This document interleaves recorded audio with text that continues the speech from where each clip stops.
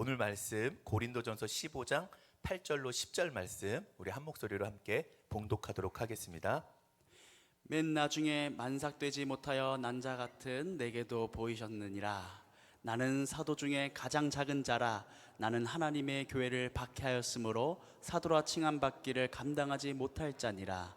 그러나 내가 나 된 것은 하나님의 은혜로 된 것이니 내게 주신 그의 은혜가 헛되지 아니하여 내가 모든 사도보다 더 많이 수고하였으나 내가 한 것이 아니요 오직 나와 함께 하신 하나님의 은혜로라.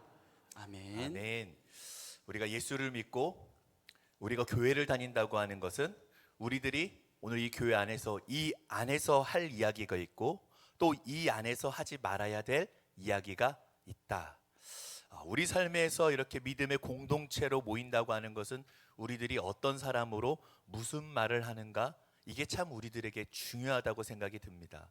오늘 말씀을 보면 사도 바울에게 있어서 그를 움직였던 것은 바로 부활의 신앙이었습니다. 그 부활이 그의 삶을 완전히 바꿔놨어요. 부활의 신앙은 우리들의 삶을 완전히 송두리째 바꿔놓습니다. 아멘. 아멘. 우리 안에 살아계신 예수 그리스도 때문에 우리들이 살아가야 될 우리들의 인생, 우리들의 삶을 바꿔놓는 것이야말로 부활의 신앙이고 부활의 능력인 줄로 믿습니다. 어떤 분이 그런 이야기를 해요. 교회를 다니면서 정말 힘든 것이 있습니다. 뭔데요? 예수님에 대한 이야기 너무나 좋고 예수님의 말씀이 너무나 좋고 또 예수님이 행하셨던 그런 기적의 사건들, 그런 이야기들이 너무 좋은데 부활만은 이야기하지 마십시오.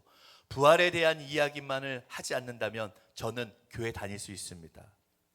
부활에 대한 이야기만을 하지 않는다면 나는 교회를 다닐 수 있습니다 라고 이야기할 때 마음이 좀 많이 아팠습니다. 그러나 부활의 이야기를 들으면 나는 신앙생활 못할 것 같습니다 이러는 거예요. 예수님께서 제자들과 함께 이렇게 다니실 때 주님은 정말 놀라운 일들을 많이 행하셨습니다. 기적도 행하셨고 예수님은 너무나 놀라운 산상수훈의 말씀도, 정말 주옥 같은 말씀도 우리들에게 하셨어요. 그런데 예수님을 따라다니던 그 제자들과 수많은 무리들과 군중들, 수없이 많은 사람들이 좋은 이야기와 기적을 경험했던 그 사람들이 예수님이 십자가에 달리실 때 다 흩어지고 도망가고 없었다는 거예요. 교회의 시작은 예수님의 좋은 말씀과 예수님의 기적과 표적과 이사가 아닙니다.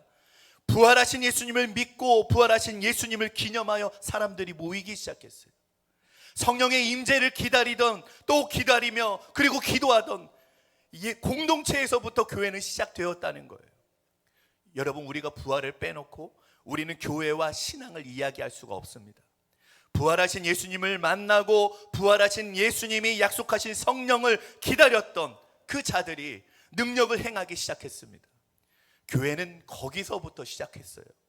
부활하신 예수님이 여러분 안에 계셔서 주님을 나의 구주로 고백하는 그 순간 여러분들의 삶의 이전과 이후가 달라진 것이 무엇이냐는 거예요. 오늘 내가 주님의 은혜라고 고백할 수 있는 그것이 무엇일까? 오늘 함께 질문해 보면서 여러분이 함께 고민하길 바랍니다. 사도 바울을 바라보며 우리들이 이렇게 말할 수 있습니다. 참 그는 은혜의 사도예요. 은혜의 사도입니다. 사도 바울이 하나님의 은혜를 고백할 수밖에 없었던 것은 그의 삶은 완전히 송두리째 바꿔놓았던 부활하신 주님을 만났던 사건입니다. 성경에서 말씀하신 대로 주님이 살아나셨다고 하는 것, 부활하신 주님을 만났다고 하는 것이 그의 인생을 완전히 바꿔놨어요. 제가 목사이고 목회자인데 단순히 제가 목사이기 때문이 아니라 또 교회를 다녔다고 하는 것이 아니라 주님이 나를 사랑하신다는 그 고백을 내가 하지 않고 단순히 내가 교회만 다니고 그리고 주님이 나를 사랑하신다는 그 고백을 내가 만약에 하지 않게 되었을 때, 내가 만약에 주님을 내가 만나지 못했다면 나는 지금 무엇이 되어 있을까? 내가 주님을 만난 그 고백으로 인하여 내가 오늘 이 자리에 서 있는 것이 내 인생에 얼마나 놀라운 기적인가. 아마 사도 바울에게 있어서도 그의 인생을 바꿔놓는 그 사건이 너무나 놀라운 기적이었던 것 같아요. 어느 교회에서 전도를 했는데 이런 사연들이 있더라고요. 저희 교회는 글쎄요, 저희 교회도 그럴까요? 차를 나눠주는데, 차 먹는 차예요, 자동차 말고. 차를 나눠주는데 어떤 분이 그 차를 마시고 계속 물어봤던 것 같아요. 이거 어디에서 주는 거야? 요즘에 막 이렇게 뭐 나눠주면 어디에서 주는 거냐고 출처를 물어보죠. 어디에서 주는 거냐? 정체를 밝히라고. 그래서 어느 교회라고 이야기했어요. 이분은 성격상 절대로 빚지고 못 사는 성격이라 차를 얻어 마셨기 때문에 교회에 나오게 되었다는 이야기를 하는 분이에요. 어떤 분은요, 늘 교회 주변에서 돌면서 운동하다가 교회 벽에 써진 문구 와 보라 기억나시죠? 또 어떤 그림을 보고 늘 교회에 대한 생각을 하게 되었고 어느 날 꿈을 꿨답니다. 교회 옆에서 편안하게 잠을 자고 있는 자신의 모습을 발견하게 되었고, 그리고 교회를 찾아왔고 말씀을 듣기 시작했어요. 그리고 그분들의 고백입니다. 말씀을 들으며 뜨거운 눈물을 흘리기 시작했고, 내가 여기에 와 있는 것이 내 의지가 아니라 하나님께서 나를 여기에 있게 하셨다고 하는 그 고백을 하게 되었다는 거예요.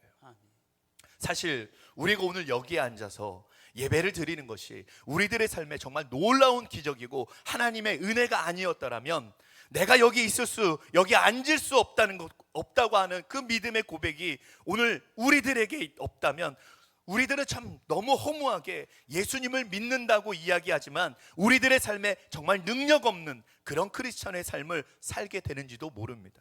오늘 사도 바울은 8절에서 9절에 이렇게 이야기합니다. 함께 읽겠습니다. 시작. 맨 나중에 만삭되지 못하여 난 자 같은 내게도 보이셨느니라. 나는 사도 중에 가장 작은 자라. 나는 하나님의 교회를 박해하였으므로 사도라 칭함받기를 감당하지 못할 자니라. 부활하신 주님을 만나고 난 이 사도 바울의 고백입니다.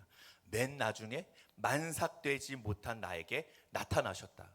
요즘은 인큐베이터에서 이렇게 인큐베이터 하는 게 있어서 아이들이 달수를 다 채우지 못하고 나오면 인큐베이터에서 모양이 나올 때까지 사람 모습 되어서 이렇게 나오잖아요.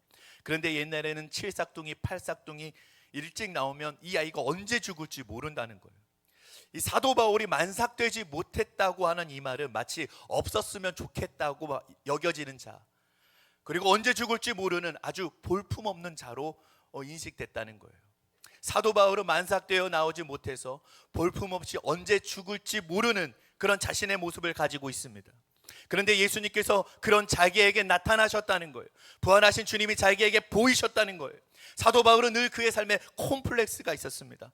다른 예수님의 제자들은 예수님을 직접 보았고 예수님의 말을 직접 들었기 때문에, 복음서에 보면 많은 우리 사복음서를 보면 예수께서 가라사대, 예수께서 이르시되, 예수님이 이렇게 말씀하셨습니다 이야기하는데, 사도 바울은 부활하기 전에 예수님을 본 적이 없어요. 사도로서 그는 사도성이 떨어지는 사람이라고 콤플렉스를 가지고 있었던 사람입니다. 그런데 그에게 주님이 나타났어요. 주님이 은혜로 그에게 나타나셨어요. 사도 바울은 자기에게 나타나신 주님의 은혜를 고백하기 시작합니다. 사도 바울은 어느 순간부터 다른 모든 제자들을 뛰어넘는 그런 위치에서 위대한 사도가 되어 있었다는 거예요. 그런데 사도 바울의 고백이 로마서 7장 19절 말씀 보니까 제가 읽어드릴게요. 내가 원하는 바 선은 행하지 아니하고 도리어 원하지 않은 바 악을 행하는도다. 로마서 7장 24절. 오우라 나는 공고한 사람이로다. 이 사망의 몸에서 누가 나를 건져내랴. 사도 바울이 위대한 사도가 되었음에도 불구하고 그는 끊임없이 그 속에서 일어나고 있는 그의 죄와 악에 대한 문제를 가지고 고민하기 시작해요. 놀라운 것은 그가 그 속에 일어나는 죄와 악에 대한 문제를 가지고 고민할 때마다 그는 하나님의 은혜를 고백할 수밖에 없었다는 거예요. 오라 나는 곤고한 사람이로다. 누가 나를 이 죄에서 구원해내랴. 자신의 모습을 볼 때마다 자신을 붙잡아 주시는 하나님의 은혜를 고백하지 않을 수 없었던 사도 바울. 그는 언제부터인가 위대한 사도가 되어 있었지만 오늘 말씀 고린도전서 15장에서 자기 자신을 가리켜서 나는 가장 작은 자입니다 라고 고백하고 있습니다. 사도 바울을 은혜 사도라고 우리들이 부를 수 있었던 것은 그가 늘 자신의 작음 가운데 하나님의 은혜를 고백하는 사람이었다는 거예요. 우리는 교회를 다니면서 이런 말 많이 하죠. 한번 따라해 볼까요? 은혜스럽습니다. 은혜스럽습니다. 은혜스럽습니다 라는 말을 참 많이 합니다. 오늘 예배가 참 은혜스러워서, 여러분의 딸 있죠? 저 뒤에 보니까 누구 딸이 왔는데 널 보니까 이렇게 은혜스럽냐, 여러분 그런 말 하잖아요. 또 어떤 저 집을 보니까, 저 가정을 보니까 너무 은혜스러워. 또 우리 목장을 보니까 우리 목장, 우리의 목자, 와, 또 우리 목원들 왜 이렇게 은혜스러워요? 여러분 그런 이야기하죠. 우리 선교회 여러분 너무 은혜스러워요. 근데 우리가 언제 이런 말들이 가능할까요? 저는 은혜스럽다고 하는 말은 우리의 모임과 우리의 대화와 우리의 삶 가운데 하나님이 드러날 때 은혜스럽다는 말이 존재하는 것 같아요.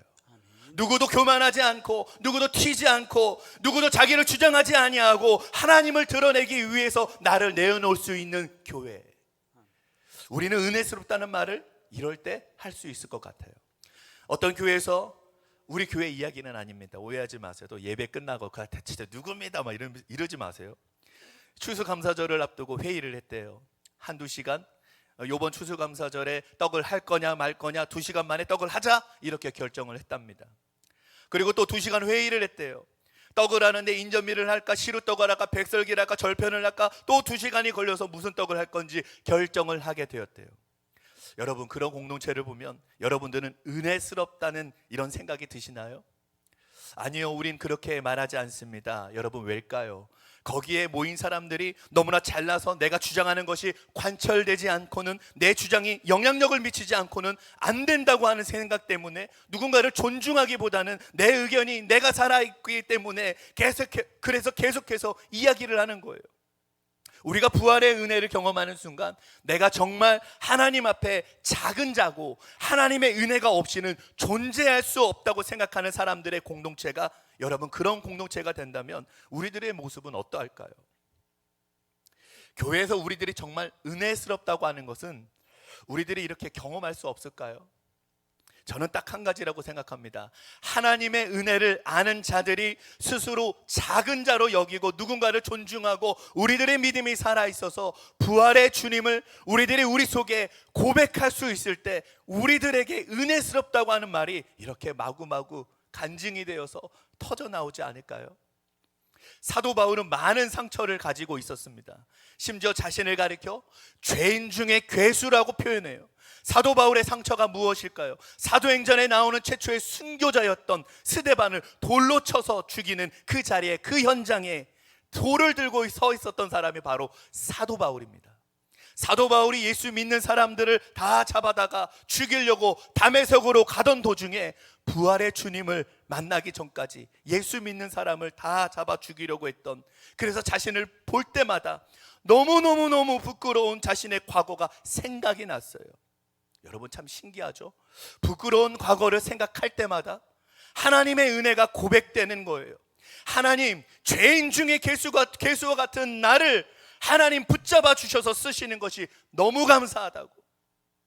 사도 바울의 인생의 상처가 생각날 때마다, 아픈 과거가 생각날 때마다 하나님의 은혜를 고백할 수밖에 없었던 것, 그것이 하나님의 은혜인데 오늘 우리들이 이 예배를 드리며 하나님의 말씀을 대하며 우리들에게, 여러분들에게 고백되는 하나님의 은혜는 무엇이냐는 거예요. 언젠가 신문에 고문 경감으로 소문난 김근태 씨를 고문했던 이근한이라고 하는 그 경감이, 내가 어떤 그 기사를 봤는데 오래된 기사예요. 이렇게 목사 안수를 받았다고 하는 것 때문에 일간 신문에 이렇게 난 적이 있습니다. 아마 보신 분들은 계실 거예요. 그러니까 형무소에서 신학을 전공했고 그리고 목사 안수를 받고 간증하러 이렇게 다녔대요. 문제는 그 목사가 되었다고 하는 사실보다 그가 목사가 되어서 하는 간증 때문이었어요. 교회를 찾아다니면서 이런 이야기를 했다고 그래요. 내가 사실은 고문을 하는 거 내 의도로 하기보다는 이 시대의 일이었고 나는 안중근 의사와 같은 그런 마음으로 그런 일을 했노라고. 저는 하나님이 이 사람을 정말 사랑하시고 품어주시고 목사로 만드실 수 있는 분이라고 생각합니다. 그러나 내가 했던 일에 대하여, 부끄러웠던 일들에 대하여 변명하는 것이 아니라 내 부끄러움을 고백할 때마다 하나님의 은혜가 생각나야 하나님의 은혜 가운데 사는 사람이지, 내 죄를 그것이 아니라고 부인하는 사람에게 어떻게 하나님의 은혜가 임할 수 있을까요?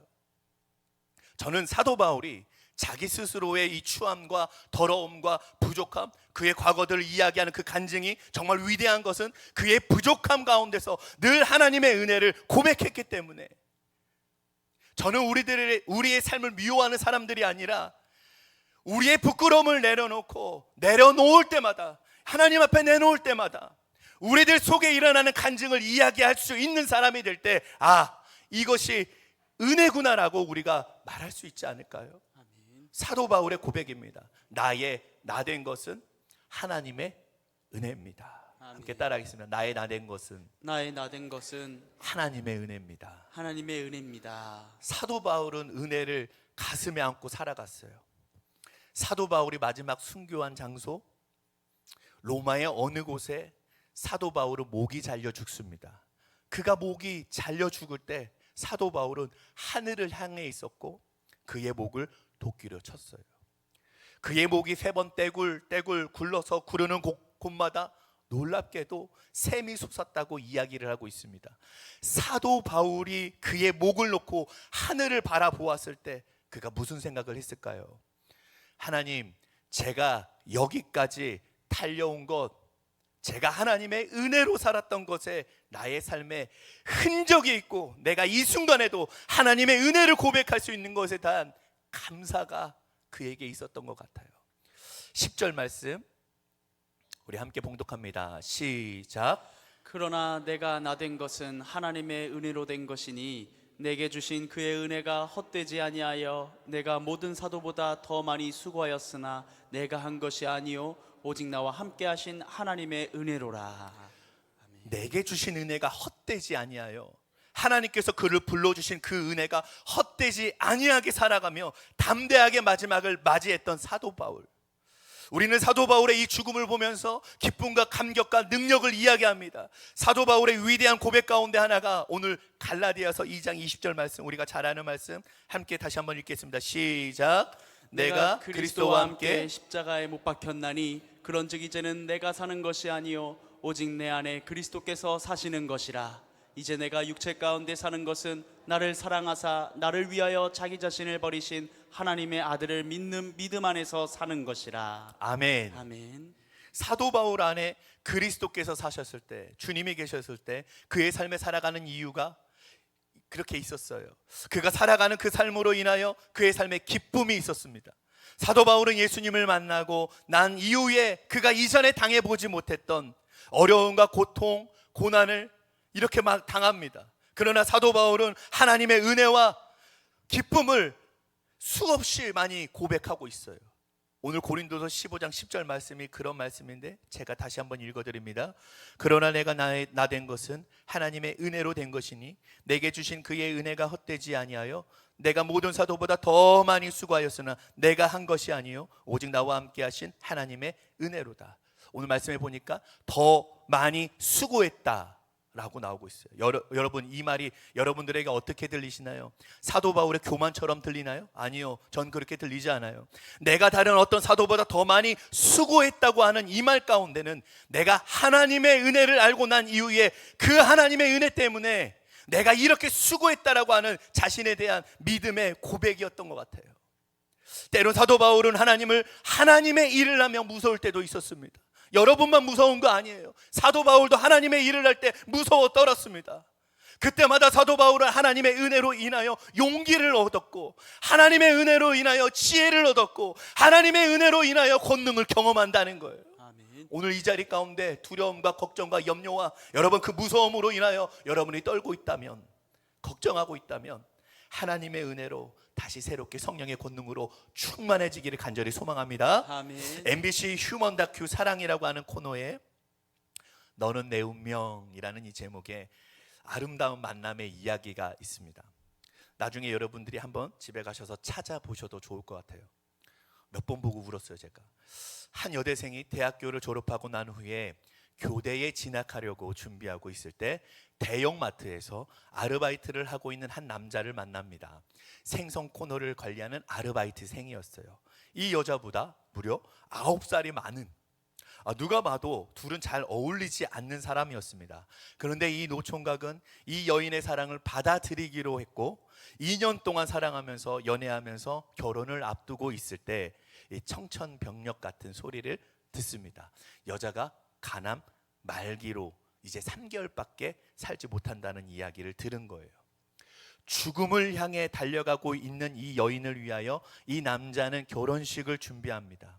양가가 다 반대하고 하지 말라고 이야기해요. 이제 3개월밖에 살지 못하는 여자, 또 이 남자가 이 여인과 결혼하기로 이제 그 마음을 먹고 병실이 이제 신혼방인 양 그렇게 살게 되었대요.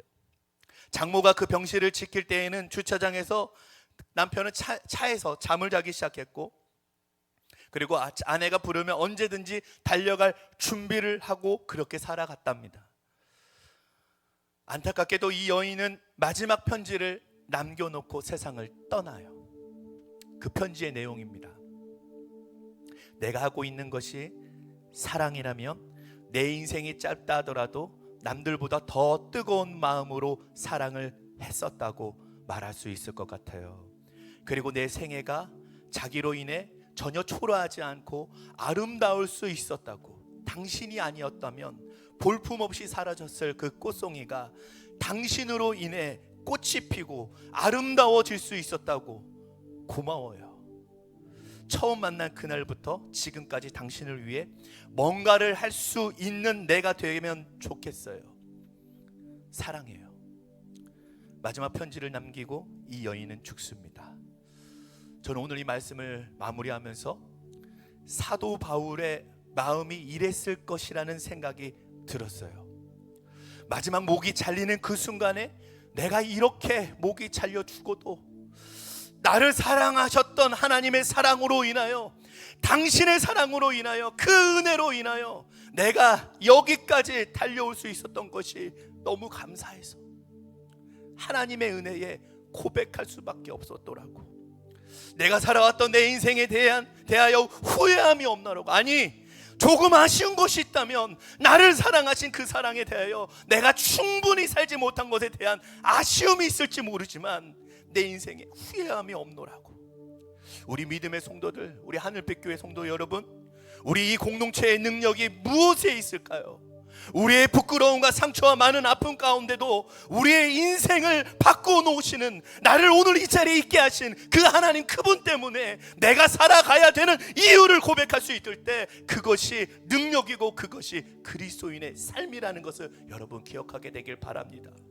사랑하는 성도 여러분, 오늘 여러분들 가운데 이 부활의 기쁨과 나를 불러주신 그 하나님의 은혜를 잊고 살았던 분이 오늘 여기 이 자리에 있다면 오늘 이 시간 바로 여기에서 다시 그 능력을 회복할 수 있게 되기를 간절히 축원합니다. 아멘.